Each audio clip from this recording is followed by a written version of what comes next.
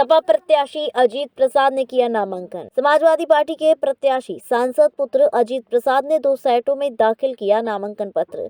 नामांकन पत्र दाखिल करने के बाद जीत का किया दावा। कहा, मिल्कीपुर की जनता ने तय कर लिया है, मुझे विधायक बनाएगी। लड़ाई घर और बाहर वाले की है। मैं मिल्कीपुर का रहने वाला हूं और भाजपा प्रत्याशी चंद्रभानु पासवान रुदौली विधानसभा के सांसद अवधेश प्रसाद का बयान, मिल्कीपुर की जनता मेरे पुत्र को ही बनाएगी विधायक। जिस तरह से अयोध्या की जनता ने मुझे सांसद बनाया, उसी तरह से मेरे पुत्र को मिल्कीपुर की जनता विधायक बनाएगी। मिल्कीपुर में बनेगा इतिहास, होगी ऐतिहासिक जीत। मिल्कीपुर से ही निकलेगा संदेश। 2027 में बनेगी सपा की सरकार। नामांकन के पहले पिता पुत्र ने गुप्तार घाट के पंचमुखी हनुमान मंदिर व शहादतगंज हनुमान मंदिर में दर्शन पूजन कर लिया आशीर्वाद।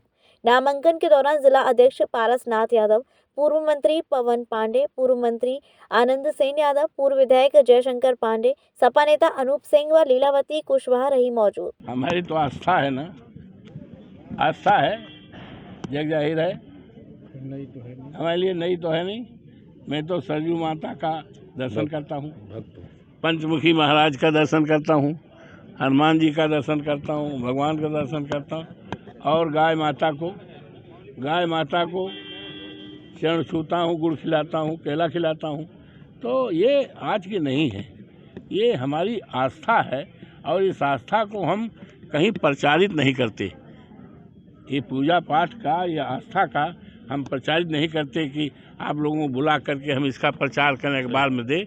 ये आस्था का है, ये दिल से आस्था है। उसके अनुसार से हमें विश्वास भी है।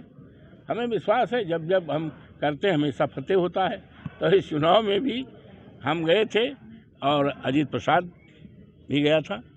तो निश्चित तौर से है, फतेह है। देखिए, आप मानते रहो, कोई टक्कर नहीं है, कोई टक्कर नहीं है। किसी गांव चले जाओ, एक तरफा ही चुनाव है। और अगर टक्कर होता तो आदरणीय मुख्यमंत्री जी योगी बाबा 6-7 बार ना आते। अगर टक्कर होता 16 मंत्री ना आते। ये टक्कर नहीं है।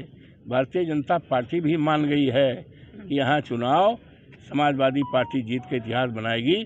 जैसे अवधेश प्रसाद ने लोकसभा जीत करके देवतुल्य मतदाताओं की आशीर्वाद से, प्रभु श्री राम की कृपा से, हनुमान जी की कृपा से, सरयू माई की कृपा से और देवतुल्य मतदाताओं की कृपा से और हमारे नेता आदरणीय अखिलेश यादव जी की कृपा से, जैसे अवधेश प्रसाद आज पूरे देश और दुनिया में नाम है, उसी तरह से नाम हुआ। धन्यवाद। मैं आप सबको भी धन्यवाद देता हूं कि आपने मुझे बोलने का मौका दिया है। मैंने अभी राम जी से आशीर्वाद लिया, हनुमान जी से लिया, सरयू जी का से आशीर्वाद लिया, मैंने नामांकन किया और 2 सेट में मैंने नामांकन किया है। बताइए आगे की रणनीति क्या? देखिए, मेरा टिकट तो सितंबर अक्टूबर में ही श्री अखिलेश यादव जी ने, अवधेश प्रसाद जी ने घोषित कर दिया था और मुझे अभी आप ही लोगों के माध्यम से पता लगा है कि भारतीय जनता पार्टी का उम्मीदवार कल घोषित हुआ है। तो जब उनके पास प्रत्याशी नहीं है तो वो चुनाव क्या लड़ेंगे?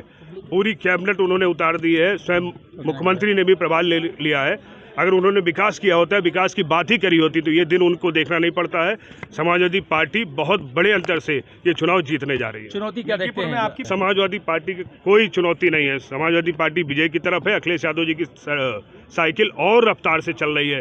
ये स्वर्गीय मित्र सेन जी की धरती है और यहाँ पे सिर्फ और सिर्फ साइकिल ही रफ्तार पकड़ेगी और तेजी से पकड़ती जाएगी। आपकी रहेगी जितने मेरे विधायक बनने से मैं रोजगार नहीं खत्म कर सकता हूं, लेकिन एक रास्ता जरूर खुलने जा रहा है। इस मिल्कीपुर उपचुनाव समाजवादी पार्टी जीतते ही ये रास्ता 27 का खुलेगा, जब इस प्रदेश के पुनः मुख्यमंत्री अखिलेश यादव जी होंगे। हर नौजवान को रोजगार मिलेगा। वहाँ पे मुझे नई जानकारी है, ये मिल्कीपुर की धरती सिर्फ और सिर्फ अखिलेश यादव जी की साइकिल को ही देख रही है और किसी से कोई मतलब नहीं, लड़ाई दो में कोई भी नहीं है। जिस तरह बात करें, जानकारी नहीं है। मैं सिर्फ अपना काम कर रहा हूँ। मैं समाजवादी पार्टी से प्रत्याशी हूँ।